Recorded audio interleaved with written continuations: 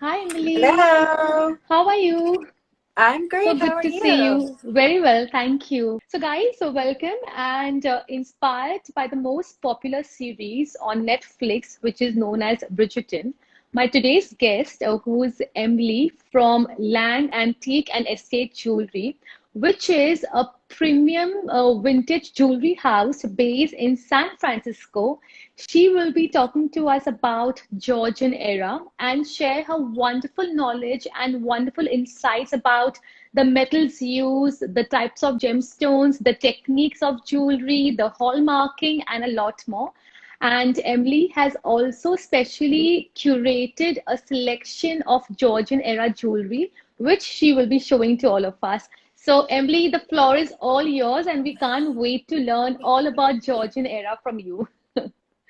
I can't wait. I could talk about this forever, so I'm very excited to show my Right. treasures. Lovely. So let's begin by knowing about your journey with Lang.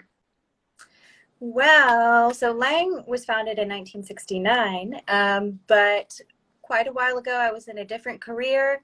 I found out about Lang. I had already loved jewelry, and it kind of became my dream to work there. Hmm. And then one thing led to another, and I got my dream job. So this is my fourth year there, and I Lovely. just love everything that I do. So I do, among other things, I do the Instagram Lang Hmm. Antiques feed. That's me. So say hi. I'm always happy to chat. Um, and then also an interesting fact is I kind of take after my late grandmother. So she was an assistant curator at the San Francisco Fine Arts Museums, Legion of Honor and the De Young, and she specialized in 17th and 18th century decorative arts and objects. So this is very Hmm. much um, a period after her own heart. How So lovely. yeah, and it was her birthday today, so Oh, so special happy day. birthday, grandmother. So now let's get the conversation going and let's understand first what is Georgian era. So the Georgian era is a very broad period of time. It Hmm. spans over a century, and it's so called the Georgian era. We kind of look at it from um, a Eurocentric point of view, and we look at it from the perspective of Britain. Hmm. And so there was many British kings in the Hanoverian line, I believe, from 1714 to 1837, when Queen Victoria became the queen. And the last part of the Georgian era is known as the Regency era, which is what's Hmm. very on trend right now with Bridgerton. That was set in the Regency era. Bridgerton was in, I believe, the last season's 1813. And it's so called the Regency era because King George III was deemed unfit to rule. So Right. his son had to rule by proxy as Prince Hmm. Regent. And so that's where Right. you get the Regency era, but it has many other names, which we can discuss in a little bit. And there's a compliment saying beautiful coral. And I was just going to Oh, ask you, is there a significance why you're wearing these coral? well, I've got my little Bridgerton inspired dress on today too, because why And you look not? I think lovely. it's so fun to dress up. In the period inspired eras, you can wear things with a modern twist. So this Right. coral is from a little bit later. This is all natural Mediterranean coral. It's from a little bit later in the late Georgian, early Victorian period, and it's actually Hmm. French. And you see we have a whole matching Right. set here. Right. And so this was a style that was extremely popular during the Hmm. Bridgerton era. So it Hmm. would be like accurate to see characters wearing something like this, especially during the daytime. Since we are talking about coral, can you also highlight which other gemstones were very popular during the era? Yes, so we had many different gemstones. So again, this spanned over a really large period of time. So different trends came and went, and different countries Hmm. had different popular stones.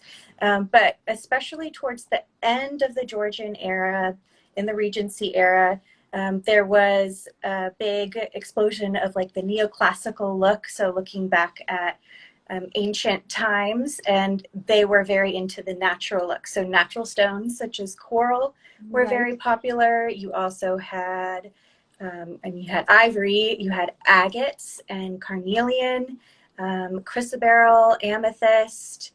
Let's Wow. see what else. Natural pearls was extremely popular, Lovely. have always been popular, will always be Always. popular. Mm-hmm. And because they were so expensive, there was not cultured pearls at the time. That wasn't until right before the turn of the 20th century. So any natural pearl was extremely expensive. They had a lot of people used imitations was very popular. Okay. So they would Mm-hmm. do like blown glass, and there's all sorts of formulations that you could do. One of which, if I remember, includes like ground up fish scales to kind of get the brilliance and the opulence of pearls. Really? And there was also paste was very popular during this time Right. period. Mm-hmm. So to mimic the more expensive stones, something about this era was you had before the Georgian era, you had sumptuary laws, which dictated whether you could wear something or not based on your class or if you were Oh, I nobility. see. So Mm-hmm. kind of at this period that went away. And basically what that did was the middle class and everyone was basically very into jewelry and expressing themselves because they now could. It wasn't off limits. Right. And so paste became extremely popular because it mimicked the look of more expensive stones. And then the nobility also liked paste because you could have a lot of fun with the color. So just because it was an imitation doesn't mean it was any really less desirable. Yes. Mm-hmm. And that was made by, it's leaded glass, and the lead is what creates the sparkle in the stone. All So right. I don't have any paste today, perchance, but I do Mm-hmm. have some other gemstones that I can Bring show them you. on. Right. Oh, and we also had diamonds, of course. Of course. And That was for the pearls evening. and Diamonds is all about diamonds. They were rose cut. They were old mine cut. lovely. And then a fun fact for the Bridgerton fans that might be here, Lady Whistledown says that Daphne is a diamond of the first water, which Mm-hmm. means the highest quality. Quality. So diamonds were prized for like Wow. clarity and purity, and it was said the most beautiful diamond would look like a drop of water. So that's where that came from, the diamond of the first Right. water. Wow. So let's see some jewelry that you have, specially curated for all of us. Absolutely. So I guess we can start with diamonds because we're talking about Yes. diamonds. Right. So I have two right here, and we can turn this around. Thank you. Diamonds would have been worn in low lighting, so you can see how the really chunky facets picked up light Right. beautifully. And again, it's closed in the back. And so this particular ring is a Mm-hmm. mixture of mine cut diamonds and rose cut diamonds. So here's the other ring. So this is from a little bit later. And then rings, diamond rings set in Wow. blue enamel. There's the lighting. Right. Were Right. This is beautiful. And we can see extremely that popular. right, and the diamond had a prominent dome. So is Yes, there a reason? that was just the way that they were cut. Cut. Yeah. Beautiful. So it's flat on the bottom and faceted on the top. And the Wow. higher the dome, the more facets are hitting the light. So the Mm-hmm. closer it would be, the less brilliance it would have. So I love the high dome on this ring. Ring has a lot of drama and has a lot of detailing. Mm-hmm. Fabulous. So what else? I have so In many pieces pearls. to show you. Absolutely. So people were asking for an example of paste. I don't have an example of paste currently. I'm just limited to what we kind of have in our collection at the moment because we do sell our pieces. So we'll have a fantastic piece and then it sells and then there it's gone. You have to remember a lot of these pieces, they're over 200 years old. So it's pretty amazing Wow. that we even have them. You know, I feel incredibly Exactly. lucky. Most people will never even get to handle these pieces. But we'll play with what we have. This is one of my favorites.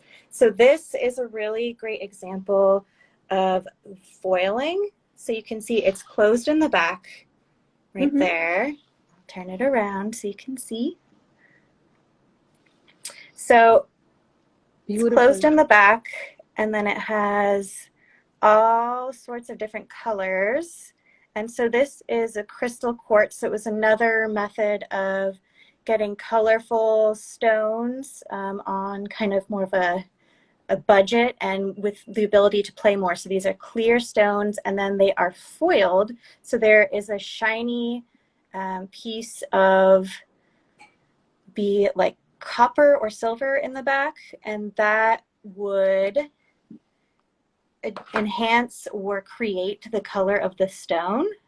Right. And so you also would see that with other stones. They also did it to diamonds, and that would just increase the brilliance and the color. And they are, you can see how colorful it is. It is. And we can see a lot of fine detailing on gold out here. So can you talk about that? Absolutely. So there was two main ways that they worked with gold. You have Repousse and Cannetille. So this is an example with lots of Repousse detail, which was a thin sheet of gold that is, pardon me, can't see myself, that was hammered from behind to create these beautiful shapes.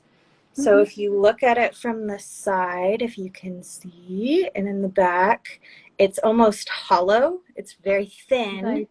It has a very like sumptuous, rich look.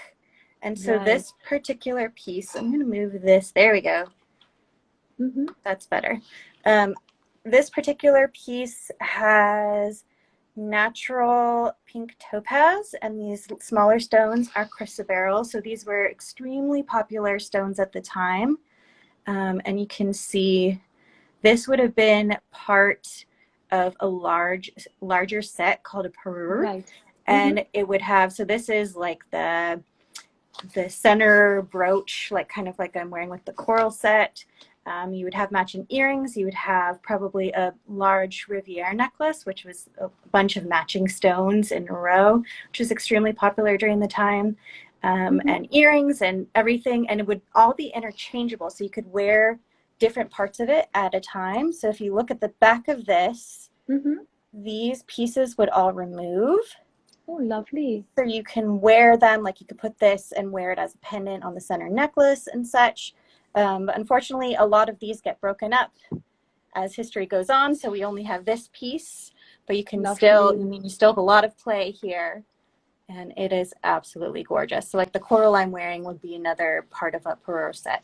And can you please explain once again what is the metal technique which they have done in this particular brooch? This particular brooch is repousse. So it is the thin metal which was hammered out and kind of pressed.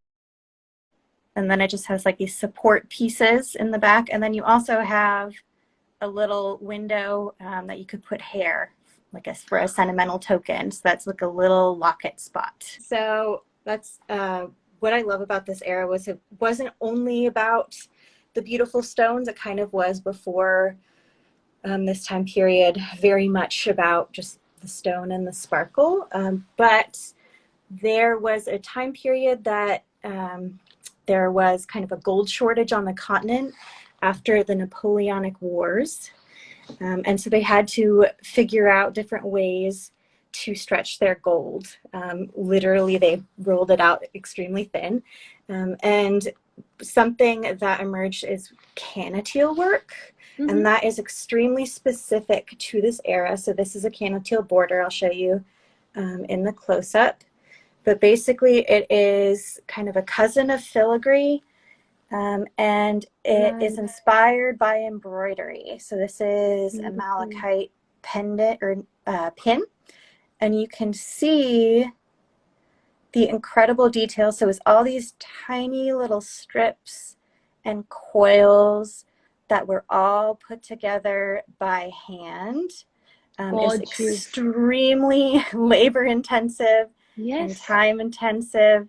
And this is not work, when they say they don't make them like they used to, this is not work that you could replicate today for the price, because labor was extremely cheap. But this is just like one of my favorite parts of the Georgian era This is is this gorgeous. gorgeous And detail. can we see the back side of this brooch, please? Absolutely. So this one's quite simple, but you can see that it's all hollow. There's not like a backing to these. So they were Right. really maximizing the way that they used the metals. And then this is just gorgeous back of this malachite brooch. So it wasn't all about Wow. stones. They had, so you could have like big, beautiful sets with just loaded with the Cannetille detail and just like head to toe. Because also head to toe, literally, shoe buckles and buttons were extremely popular and bejeweled during the Georgian era. And it wasn't just women, it was men. Often men were even more decked out than the women. Something in pearls that you have from the Georgian era? Let's see. So I have two pearl pieces here. The first is a very classic example of more of like the Spanish Iberian style. So this is a cross, and then you have natural pearls on it. And then this is flat cut foil back garnet, and it's got really great open work detail. You see the flat settings in the back, and then this little handmade stamped chain. So I'll show you this right here. And you can see this one's really interesting how they set the pearls. They literally Yes. sewed them in. Oh, And so the wow. cross was an extremely popular motif for jewelry during this time period, and they had all different designs of crosses. But I just love what a big look this is. Technique of gold work would this be? It's kind of like a filigree. This was all like hand done, and you have the Close setting, close right? settings in the back. Gorgeous. Can you show us the side view once again? I would love to see how these pearls have been fitted with so much grace. Look at that. Beautiful. So then I have another piece with natural pearl, and this is kind of interesting because you'll notice there's another material here in the Right. center. So these are gorgeous. They're split pearls, so they're actually cut in half. And this is, at first look, it might look like a mourning brooch, but it's actually just like a sentimental brooch. These are all different locks of probably one family's hair. And so they're all Seriously. arranged. Yes. So you can, if you look really closely, you can see they're all different colors. And then on the back, you can see everyone's initials are on here. Right. And this would have been worn, you know, if you're traveling or you're away from your family, or just every day as kind of like a nod to them. This was a very sentimental token that you would wear. Please explain to our viewers what is the significance of having hair in your piece of jewelry. And you also mentioned that this was not a mourning brooch. So if you can highlight the difference between the mourning brooch and sentimental brooch that you just showed us right now. Absolutely. I actually do have a small little mourning brooch here as well. And just for idea of scale, these are little, which is pretty amazing that it is still intact. So here is an actual mourning brooch. And these became much more popular. Mourning jewelry became very popular during the Victorian era, but it was also prevalent during the Georgian era. So if I can hold this up, this says memory of. You have Okay. a little locket of hair there, a little lock of Right. hair in the locket. And then on the back, this one is dated September 14th, 1834. Beautiful. So CR and then OBT, which I think is like a shortening of obit or obituary, but that I'm not 100% sure. That's what I always think in my head. It means they died that date. So you can see, and then you do have some gold detailing. Let me put the macro lens on so you can see it better, hopefully. So they were just extremely sentimental people. It was very common, you know, you didn't have the same life expectancy as you had now. Mm-hmm. Lost lots of children and family members to different diseases. So, you know, they would want to keep a little bit of them with them. Just as they liked to just keep only romantic love, but, you know, familial love and friendship love. And for Platonic. this particular one, you mentioned that the pearls have been split into two. Yes. So they're split pearls, which Beautiful. is really common, which was a way because pearls were so hard, you know, to come by because they Wow. didn't have cultured pearls. If you cut them Right. in half, you could get a more Right. uniform look. You could, you know, cut off the part that doesn't look as nice, and then you could also extend the use of the pearl. So that's how you get this Right. gorgeous, matching, Wow. lustrous. Pretty much everything was done by hand. There was some Right. early use of machinery, like I think in the late 1700s, they developed the die striking machine. So it would like stamp out shapes, and that was used prevalently throughout the next century. And they pretty much stopped using it, but we have a lot of examples of that from the early 1900s as well. For the most part, everything was done by hand. This was like Beautiful. before mass manufacturing. Yeah. A very unusual piece that would have been, you know, you would have seen this everywhere and on everyone, especially the women of the house. This is chatelaine. So basically you would wear this, you know, on your belt. Mm-hmm. This particular one is just kind of like a gilt base metal, but of course there were very fine examples as well. And this would be kind of like almost like a fancy Swiss Army knife. So you can see you had all these different interchangeable parts. So this particular one, you would have your keys on it. The lady of the house, you know, would have all sorts of keys and such like that. And this has actually, this would be a retractable pencil. This is actually a little mirror. Yeah. This would be a little scent bottle. Carry around a little scent Wow. potion with you. This, I'm not 100% sure what it is, but presumably something fit in between here as it works kind of like a wheel. And then this was a little notebook. And Oh these, my God. yes, so you could write yourself little notes, but they had all sorts of, you know, everyone had something different going on in their chatelaine. This particular one has, I believe these pages are actually made of ivory. So this will stay in our collection because that is no longer legal to sell. Really interesting because it's like a very like celluloid feeling texture. Was probably cast. Hold on one moment. Turn this around.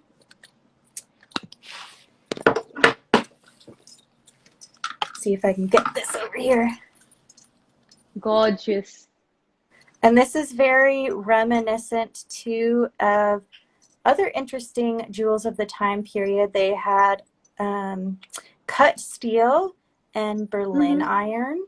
So those Okay. were those were heavier pieces. So the cut steel was started as repurposed like horseshoe nails that were cut and faceted. So they actually sparkled as brightly as diamonds in candlelight. They Mm-hmm. had very intricate designs with those. And then you had Berlin iron, which was, what was it? So for the Prussian War, I'll have to look it up in my notes in just a This moment. is gorgeous. They strongly encouraged the nobility to turn in their jewels and, you know, use that to fund the war. And then in return, you would get this, you know, pieces of intricate cast iron, which you would wear as kind of like a patriotic statement, like I turned in all my pieces to fund the war. And then they're quite heavy though. This is, Yeah, this one's heavy. but this would just be an everyday piece for Everyday piece. the woman of the house. Wow. Yes. Gorgeous. Okay, and then, so here's another foiled piece foil back. This is an amethyst. You have little seed pearls. Mm-hmm. And then the Beautiful. gorgeous The repousse work. quality of the gemstones are really phenomenal. Yes, and you can really, I love this piece because you can really see that there's something behind it. So the foil really helped to enhance that and create a glow from behind, add the reflection and brilliance to it. But Absolutely. we happen to have very nice examples at Lang. We're very fortunate. And then this does have someone's monogram on the back. Mm-hmm. So, you know, everything was very personal. Let's see what else we can show. I do have a few more pieces you haven't seen yet. So one of the styles very popular for the Georgian era was the en tremblant. And so what that is here we have antique box. Mm-hmm. So this is a diamond pin. Mm-hmm. So diamonds were set in silver because Okay. that was the white metal that they have, and they were eventually backed in gold to prevent tarnishing on the clothing. But this piece, this is very much like inspired by nature, and the en tremblant was kind of to, you see it's on a little spring here, I'll show you on the other side, meant to kind of mimic, you know, the movement of nature. So as you walked, you would be trembling, trembling with diamonds, which I just love. This is such a fun and very like quintessential Georgian moment. See. Can you show us the spring, please? How challenging would this task be? I'm sure very challenging. But I just, and you see you have like a little safety chain just in case. Of course, yes. Something were to go awry. But all of these were in a closed settings. This is just completely plain. It's been polished at some. The back is so finely set. Yes, so this was probably closer to what it looked like. Someone probably polished it in history, but so no markings on it. But I just love this piece. This is one of my favorite pieces in our collection. How difficult it is for Lang to source these rare pieces because they are so difficult to even see them in the current age. Yes, and there are many replicas that have been made as well. We are very fortunate to have some incredible historians, and our buying team is phenomenal. We actually have people from all over the country contacting us to sell their jewelry. Jewelers will recommend their clients to us because we have you know, the specialty knowledge in this area. So we've been very fortunate to kind of have our choice of some really beautiful pieces. Beautiful. I just love playing in our vault. I'm sure about that. And I believe that you all have jewels from each and every era, not just Georgian. Yes, I would say our specialty is from around 1850 to 1950. So these are definitely the oldest pieces in our collection. And then, you know, we have a massive amount of jewelry from the Victorian era. Art Nouveau is one of our owner's personal favorites. So we have some amazing Art Nouveau jewelry, Edwardian Art Deco, you know, mid-century and retro, and then we also have contemporary estate jewelry as well. So basically we have everything. I think we have like almost we have over 3,000 unique pieces on our website at any given moment. So we have one of the largest, and not the largest, collection of authentic antique, vintage, and estate jewelry in the country. It's paradise.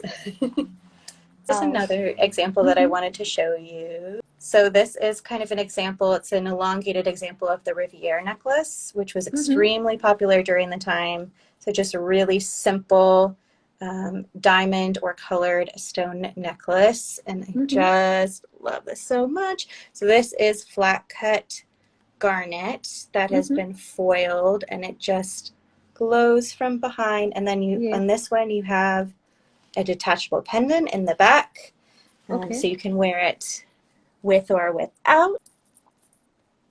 So you can kind of see the different tones. This one actually has quite part of my fingerprints. This one has a much pinker rosette at the bottom.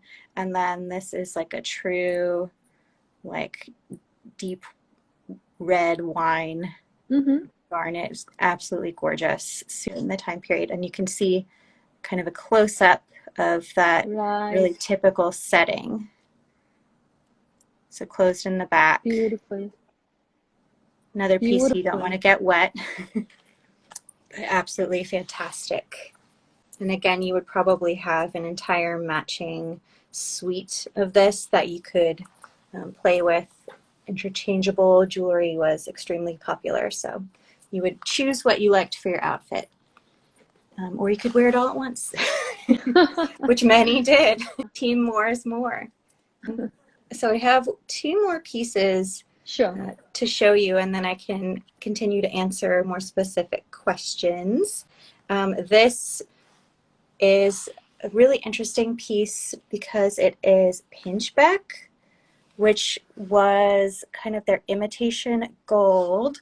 It is, let's see if we can get better light here. Apologies. Better. So you can see you've got malachite and agate in here. And then, so this, it looks like gold, but it's actually a very specific alloy to the Georgian era. And so it is copper and what was the other metal? Was it copper and zinc? Let me see. Yes, copper and zinc. And this was invented by a watchmaker. So this was really great for creating a gold look on large surfaces. And it was like a secret formula. Many people try to imitate this specific formula, the pinchbeck formula. It's become just as collectible as a real gold piece, and it would have been extremely popular alternative to gold at the time period. So super big, nice bold brooch. We love a bold brooch. And then last but not least is my personal favorite piece that we just showed on our Instagram. It's coming. And this is a late Georgian piece, and it is just the most beautiful enamel ruby, and in the center that's an aquamarine. It's just exquisite, and you can see the center stone is open set, so they were starting to do open setting techniques, and this is a later piece, but then turn it over, so those rubies are in closed settings. Right. So we have both open and closed setting both. Yes. And the detailing of the enamel is so intricate. Yes, it is. Just love all of the different colors there. And this is my like favorite Bridgerton-esque piece. Amongst all the pieces that you've shown us, if you had to select one piece for Daphne, which one would that be? This would be my ideal Daphne piece. Just a beautiful brooch. You can put it like at the front of her bodice, or wherever they would pin all sorts of different areas on their garments. But this would be my choice for her. And now we have so many other pieces too in our collection. I just don't have them with me today. We have a really extravagant piece that I would also choose that I've been showing on my Instagram, and I believe you have as well, and is that giant like swag necklace of the natural pearls. I love that the one. Colombian emerald. So you have to go check it out on our feeds. And believe me, I have posted that necklace 3 times. I've posted it over a period of 3 times because I love it so much. It is one of my absolute favorites, and it was said to have been made right at the Bridgerton time period, and it's just a gorgeous example, kind of all of the design details of the area. Of the era. Where can people enhance their knowledge about the different eras? So I would recommend for all different eras, we have on our website the Antique Jewelry University, which is kind of like our jewelry Wikipedia that was authored by our experts, and we wanted it to be accessible to everyone. So it's free on our website. You just go to the university section, and there's also a really prominent area on marks, researching marks and hallmarks, which is fabulous. And my favorite is the jewelry timeline. So you can see a timeline throughout, modern history, what was going on and what was the jewelry of the time period. And I would also recommend kind of like two, if you're looking at Georgian jewelry. My favorite books are Everyone Needs Their Understanding Jewelry book. This is really well known by collectors, by David Bennett and Daniel Moschetti. So this has this great section on Georgian jewelry. And then kind of the quintessential Georgian jewelry book that they just went back into print a few years ago is this one, and it is fabulous. It is really easy to read. The pictures are beautiful, and it's just a really great resource. I highly recommend this book. So books, and our website. And your website. Jewelry University, yeah. I would like to say that when I was researching my series on evolution of jewelry, believe me, my entire research was only from your website, because that had an ample of information about each and every era, and so beautifully explained with great example with the jewelry pieces. So it was very easy for me to read, to see the pictures next to it, and to understand the difference between how jewelry became more modified one era after the other era. Everything we do at Lang is really a labor of love. We all love what we do so much. It is. It is. And I'm Absolutely. so fortunate to work with so many great minds. It's been an incredible place to learn. It's like being in a museum where you can touch all the pieces and you can ask the experts. They're right there. Anything else that you would like to share with our audience about the Georgian era? But I would say, the more I learn about this era and the more I research it, the more interesting it is, just because of all of the different like social and political things happening at the same time. So this is also the era of Catherine the Great, and you had Louis XVI and Marie Antoinette and the First French Revolution, and you had the Revolutionary War, the birth of America. So there were so many other things happening at the same time period. And though jewelry trends are a bit slower to move than dress trends, they really kind of reflect the sentiments of each time period. So, you can't really sum them up when it's over 100 years, but it's really fascinating to trace. And I've recently just been loving like finding the portraits to see what people are wearing in their portraits. It's really interesting, but it's so much fun. We have so much knowledge to share with all of you, and how lovely. That's kind of like the Lang ethos, is we want the knowledge to be accessible to everyone. Yeah, so we would love to share more, and I'll keep sharing more on our Instagram, and hopefully which is fabulous. More exciting things will brew. Yes. Check out the university section of our website. It's amazing. Yeah. So thank you so much for all your wonderful insights. Thanks to your team at Lang, who's been so supportive and so cooperative in helping us curate this wonderful chat. And we look forward to another live chat sometime very soon. And you have done an awesome job. There are words of compliments flowing for you. Thank you. I haven't been reading them. All right. Thank you. You have a wonderful day ahead. Bye. My pleasure. You too. Thank you. Bye. Bye.